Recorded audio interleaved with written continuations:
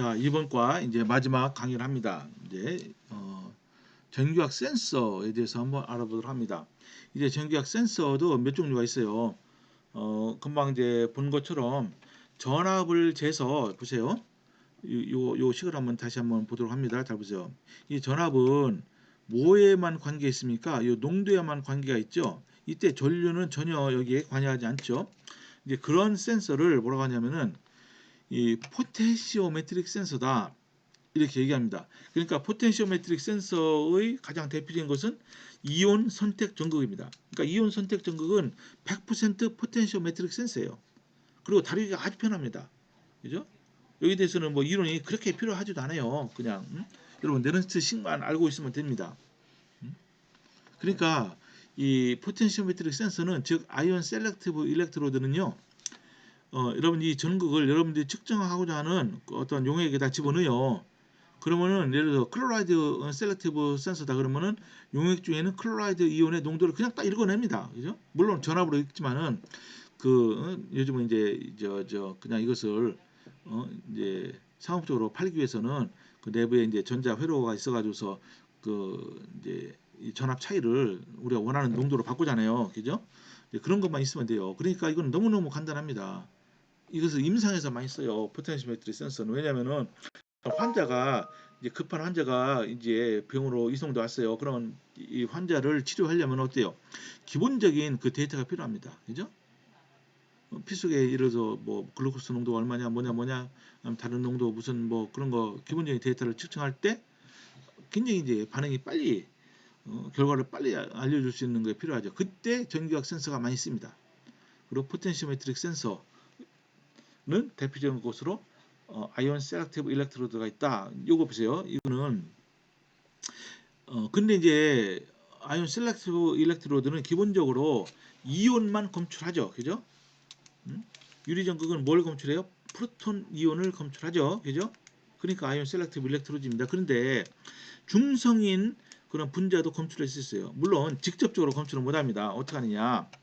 여기 요소 있죠? 유리아. 이것도 우리가 환자를 치료하는데 굉장히 중요한 이저 팩트가 되는 거예요. 유리아 농도가 얼마냐? 그죠? 근데 유리아는 유리에이지에 의해서 분해가 됩니다. 그죠? 유리아가 유리에이지라는 거에 의해서 분해가 되면은 암모늄 이온과 카보네이트 이온으로 돼요. 그러면 이거를 어떻게 하느냐? 유리아를 직접 검출하는 것이 아니고 여기 보세요. 요 전극이 있습니다. 그 전극 요 막에 유리에이지라는 효소를 고정을 시킵니다. 그리고 이거 갖다 유리아가 들어있는 용액에 담그면은 요 유리아가 요 막에 의해서 분해가 되죠. 분해가 되면은 암모늄 이온이 생깁니다. 그래서 내부에 암모늄 셀렉티브 일렉트로드를 쓰면은 어떻습니까? 암모늄 셀렉티브 일렉트로드가 암모늄 이온의 농도를 검출하고 알아내고 이 암모늄 이온의 농도는 유리아의 농도에 이제 직접적으로 관련이 있죠. 그죠? 그렇기 때문에 이때는 암모늄 셀렉티브 일렉트로드를 이용해서 용액 중에는 유리아의 농도를 구할 수 있다. 이런 식입니다. 이런 식으로. 그죠? 그러니까 또 하나의 예를 제가 들어드리면은 여러분 물속에 녹아 있는 CO2의 농도를 아는 경우가 중요합니다. 특히 이제 환경에서 우리가 이제 CO2의 농도를 재는 경우가 있죠. 어떻게 합니까? 이걸 유리 전극으로 될 수 있어요. 어떻게 하냐면요. 유리 전극에 막을 씌웁니다.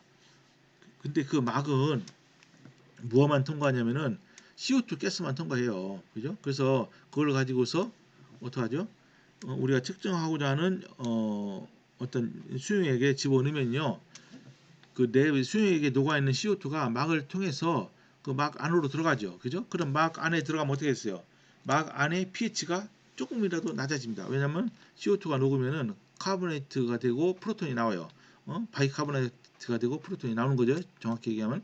그래서 내부에 그 막 내부의 pH가 조금 낮아집니다. 그래서 그것을 이 글래스 일렉트로드가 검출하는 거예요. 그죠? 그러니까 어때요? 글래스 일렉트로드가 제시하는 그 프로톤 농도를 결국은 이게 뭐와 연관이 되냐면은 그 수용액 중에 녹아 있는 CO2의 농도와 연관시킬 수가 있습니다. 그죠? 그럴 때도 우리가 아이온 셀렉티브 일렉트로드를 쓸 수 있다. 그런 것은 모두 포텐시오메트릭 센서에 기반한 것이다. 이겁니다. 그죠? 반면에 전류를 재서 우리가 농도를 알아내는 센서가 있어요. 근데 그런 것을 암페로메트릭 센서다 이렇게 얘기합니다. 그죠? 왜냐면은 농도가 증가할수록 전류가 농도에 비례해서 바뀝니다. 그죠? 그러니까 이것은 모든 전기학 중에서 전기학 원리 중에서요, 여러분 안 바뀌는 게 있어요. 여기 전류는 뭐에 비례하냐면은 여러분 이제 곧 보겠지만은 다양한 전기학 기법이 있거든요. 근데 한 가지 안 바뀌는 게 있어요. 농도에 비례합니다. 농도에 비례해요. 이것은 어떤 그 전기학 기법을 쓰더라도요, 이 관계식만큼은 안 바뀌어요. 그러니까 무슨 얘기냐? 음? 전류를 재면은 결국 농도를 알 수가 있다 그 뜻입니다. 그죠? 그것이 바로 암페로메트릭 센서다. 그 중에 이제 대표적인 것이 그 글루코스 센서가 있습니다. 글루코스 센서, 그죠? 이거는요, 지금 전 세계 센서 시장의 반 이상을 차지하고 있어요. 글루코스 센서가. 왜냐면은 우리나라도 그렇고 우리나라도 몇 백만 명 돼요. 이 당뇨병 환자가. 미국은 몇 천만 명 됩니다. 그죠? 전 세계적으로 어마하게 많은 이 당뇨병 환자가 있어요. 근데 당뇨병 환자를 치료하려면은 또는 이제 이 환자들이 이제 약을 먹으면서 매일 밥을 먹을 때마다 이 피 속에 그 혈당, 그죠? 글루코스의 농도를 재야 되잖아요. 그죠? 그러니까 이 센서 시장이 어마어마하게 큰 거예요. 어마어마하게. 전 세계적으로 몇십조 단위는 훨씬 넘을 겁니다. 근데 그 센서가 뭐에 기반하고 있냐면은 요 암페로메트리에 기반하고 있어요. 그죠? 그 센서의 전류를 측정해서 농도를 알아내는 거다 이겁니다. 자, 그럼 어떻게 알아내느냐? 우리 피를 가지고서 이제 검출을 하거든요. 근데 피 속에 온갖 물질이 다 들어있잖아요. 근데 거기서 글루코스만 어떻게 잡아냅니까? 이것도 역시 GOD라고 해서 글루코스 옥시데이즈라는 효소를 이용합니다. 그죠? 잘 보세요.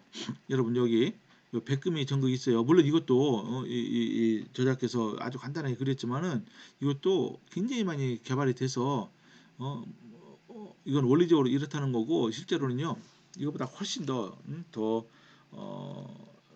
뭐랄까요 더 개발된 그죠 어드밴스된 그런 센서가 지금 많이 시중에 나와 있습니다. 어쨌든 원리적으로 보면은 일단은 전극이 필요하고요. 이 전극에다가 글루코스만을 검출해서 이것을 산화시킬 수 있는 효소, 즉 GOD, 글루코스 옥시데이즈가 발라져 있어요. 전극 표면에, 그죠? 그래서 이것을 여기다가 이제 용액 중에다 담급니다. 그럼 어떻죠? 용액 중에 녹아 있는 글루코스가 이 글루코스 옥시데이즈에 의해서 산화가 됩니다. 산화라는 건 뭐죠? 전자가 나온다는 거죠. 그죠? 전자 나온다는 거예요. 그래서 글루코스에서 전자가 빠지니까 글루코스는 산화돼서 글루코놀 락톤이 됩니다. 그래서 나온 전자가 어떻게 됩니까? 이 글루코스 옥시데이즈 의해서 요 내부에서 요 리독스 반응이 일어납니다. 그죠? 내부에서 이제 여기 전자가 들어가니까 내부에 있는 이 옥시다이즈 스피시스가 이 전자를 받으니까 환원 상태로 되고 다시 이것이 어때요? 산화 상태로 되면서 전자가 이렇게 되는데 이때 전자가 어디로 가냐면은 요 산소로 가게 돼 있어요. 산소. 산소로 가게 되면 어떻습니까? 전자가 산소를 받으면은 1차적으로는 과산화수소가 됩니다. 그죠? 과산화수소. 그래서 과산화수소를 전극에서 어떻죠? 산화를 시키면 되는 거예요. 산화를 시키면은 과산화수소에서 전자가 나와서 이 전극으로 가죠. 그러니까 결국은 글루코스가 어떻게 되냐? 글루코스에서 나온 전자가 전극으로 이동합니다. 그때 전자가 전극으로 이동해서 다른 쪽으로 이동해서 전류가 흐르게 되죠. 그때 흐르는 전류는 이 식을 다 풀어보면은 글루코스의 농도에 비례하게 되는 거예요. 다이렉트하게. 그죠? 그러니까 전류를 측정해서 피 속에 들어있는 글루코스의 농도를 정확히 할 수 있습니다. 상당히 정확히 할 수 있어. 그리고 상당히 반응이 빠릅니다. 그죠? 우리가 이제 이 센서에다가 피를 한 방울 요즘은 이제 피도 예전에는 많이 떨어뜨렸는데 요즘은 아주 극미량 이걸 떨어뜨리면은 이게 금방 반응이 와요. 글루코스 농도가 얼마입니다. 이게 나옵니다. 그죠? 근데 요즘은 이 어떤 센서도 개발되냐면은 사람들이 피 뽑는 거 되게 싫어하잖아요. 두려워하고 그래서 이 무탐침, 비탐침, 그러니까 피를 뽑지 않고도 이 글루코스 농도를 알아낼 수 있는 그러한 글루코스 센서가 지금도 많이 연구가 되고 있습니다. 그러니까 결국은 뭐냐면은 이때 흐르는 전류는 글루코스의 농도에 비례한다. 이것이 핵심입니다. 그때 그런 종류의 센서를 암페로메트릭 센서다. 이제 그렇게 얘기를 하고 있습니다. 자, 마지막 주제가 전기 이중층입니다. 전기 이중층. 이게 연구가 많이 됐어요. 이 전기 이중층이 사실은 이게 굉장히 중요하거든요. 근데 여러분 이제 앞으로 이제 볼 때 전기 이중층에 대한 그 내용도 가끔씩 나올 겁니다. 한번 그래서 개략적인 내용을 한번 보도록 합니다. 제가 말씀드리기로 전극이 용액 중에 놓여 있으면 대체로 전하를 띠고 있다. 그죠? 그래서 일반적으로 우리가 한번 그냥 마이너스 전하를 띠고 있다고 한번 생각해 보십시오. 이게 무슨 얘기냐? 전자가 전극 표면에 쭉 놓여 있는 거예요. 그러면 어때요? 이 마이너스를 중화시키기 위해서 용액 중에 플러스 이온이 근접하죠. 근데 용액은 액체이기 때문에 플러스 이온이 여기에 딱딱 여기 마이너스 있으면 플러스 플러스 이렇게 분포하는 것이 아니고 딱 달라붙는 것이 아니고 플러스 이온은 용액 중에서 어떠한 분포를 하게 되어 있습니다. 분포. 그러니까 전극 표면에서의 플러스 이온의 농도는 높고 벌크로 갈수록 플러스 이온의 농도가 낮아져요. 근데 이 현상만 있는 게 아니죠. 어떤 현상이 동시에 존재하냐면은 이 예를 들어서 용매가 물이라고 하면은 이 플러스 이온은 물에 의해서 둘러싸여 있습니다. 즉 이것을 보고 하이드레이션 됐다. 즉 플러스 이온은 하이드레이티드 카타연으로 볼 수 있습니다. 그죠? 그러니까 이런 현상이 하나가 있고 또 용매가 물이기 때문에 물의 농도가 압도적으로 높죠. 그죠? 그래서 여기 보니까요. 플러스 물은 전극과 직접적으로 접촉을 할 수가 있습니다. 직접적으로 접촉이 돼요. 그죠? 그러니까 물은 이 전극 표면에 물이 왜냐하면 다이폴이기 때문에 쭉 정렬을 하게 돼 있습니다. 그죠? 물론 이게 이제 많았으니까 여기 프로톤 수소 부분이 여기 전극 쪽에 향하고 있겠죠. 산소 부분은 저 반대쪽이고. 근데 이것만 있는 게 아니에요. 예를 들어서 음이온이 있으면은 일반적으로 음이온 즉 알칼라인 할로젠 음이온이 대표적인 경우인데 음이온은요 희한하게도요 직접적으로 이 전극과 접촉을 합니다. 이런 걸 보고 뭐라고 하냐면은 포인트 컨택 또는 스페시픽 어좁션이라고 합니다. 그죠? 그러니까 상황이 지금 계속 약간 좀 복잡해지고 있죠. 여기다가 한번 제가 직접 써보도록 하겠습니다. 이 음이온은 다이렉트 컨택이 돼요. 그죠? 음이온. 이거 보세요. 한번 읽어보세요. 사실 요 구조는 보크리스라고요. 지금 아마 죽었을 겁니다. 돌아가셨는데 이 JOM 보크리스라는 분이 이거를 제안한 겁니다. 음이온은 비록 전극이 마이너스 전하를 띠고 있다 할지라도 음이온은 직접적으로 이게 오비탈 인터랙션에 의해서 직접적으로 이 전극과 접촉을 할 수 있어요. 근데 이런 것을 이제 과거에는 좀 적어보세요. 포인트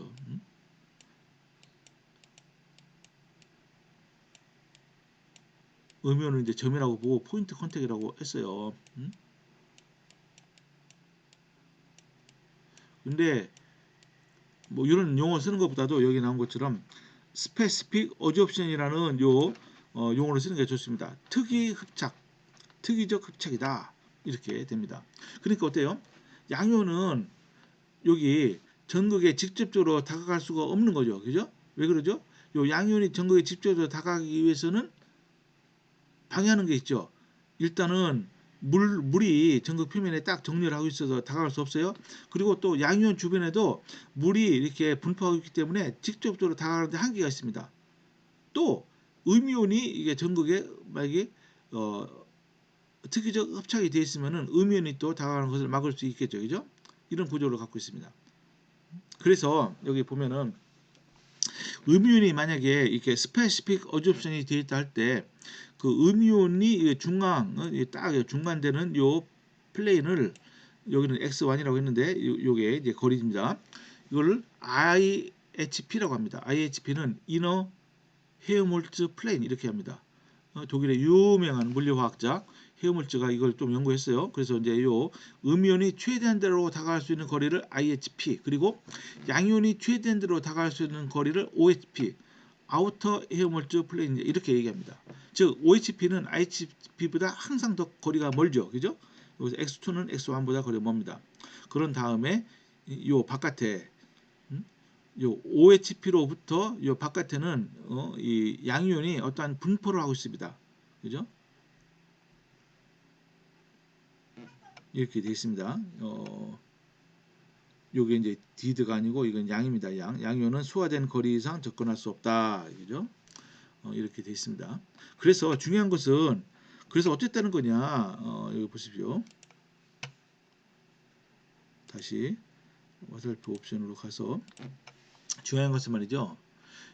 여기에 전극에 어떠한 전압이 걸릴 거 아니에요. 그죠? 파이라는 전압이 걸리면은 이 전압이 요 용액 중에 이게 이제 용액에 벌크로 하면은 이 전위가 영향을 못 미치니까 제로 볼트가 되는데, 그러면은 이 걸린 전압, 전극에 걸린 전압이 어떻게 요 IHP, OHP, 요 디퓨저 레이어에 를 거치면서 어떻게 이것이 감소하느냐, 이제 그것이 중요한 거예요. 그러니까 전위 분포가 중요한 겁니다. 그죠? 전위 분포. 잘 보시면은 이런 분포를 하고 있습니다. 일반적으로.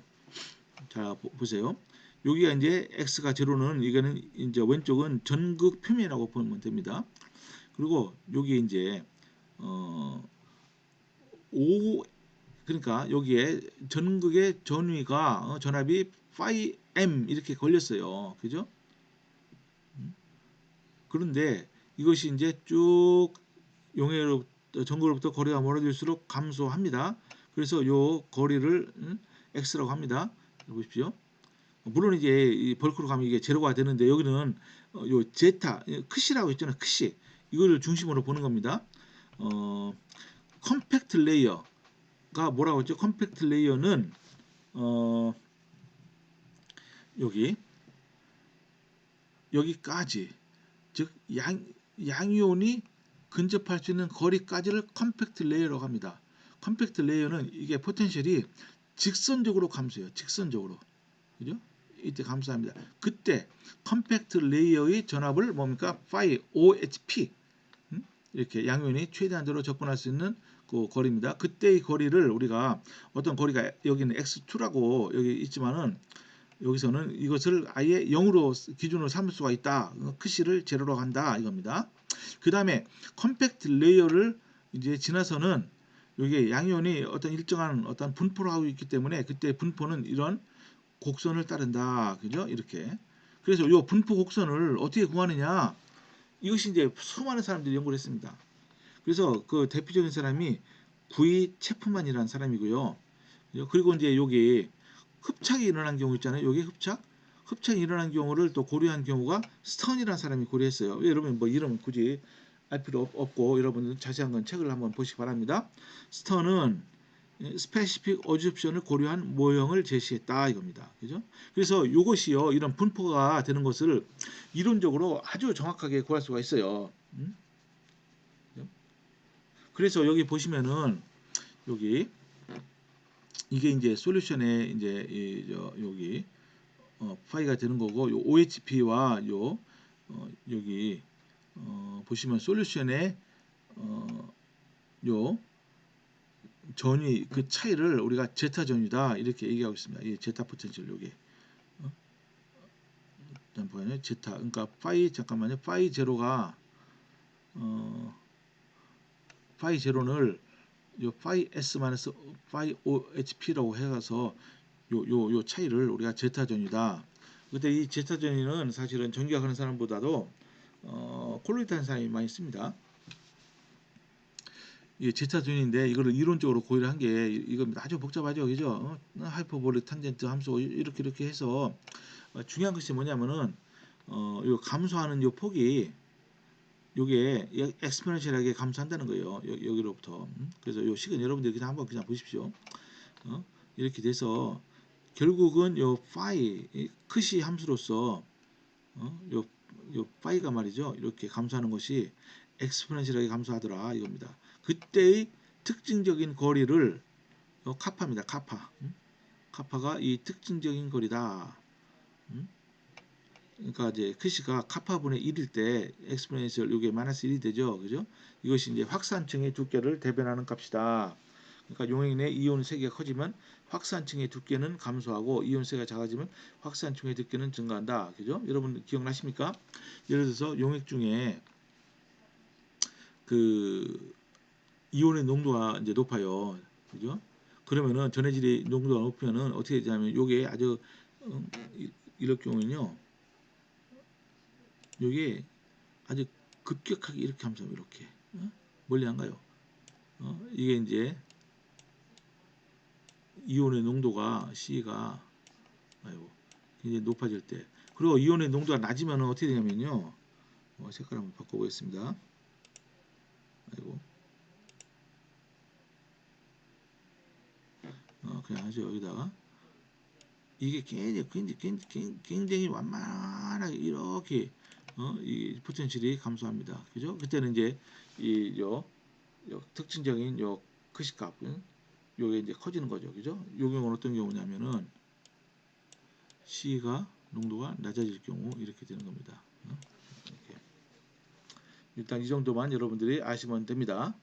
중요한 것은 이때는 이 전기 이중층 내, 그죠? 전기 이중층 그러니까 이 전극에 이 전하가 분포하면은 용해에도 그에 맞게 어떤 전하가 분포하고 그 따라서 전극에 걸린 전위가 용액 중에 이제 어떠한 일정한 분포를 하게 되는데 그죠?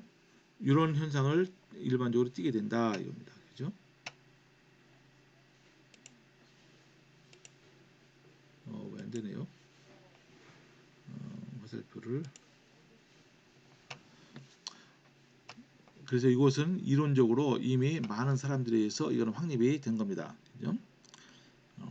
일단 이 정도로 하고 마치도록 하겠습니다.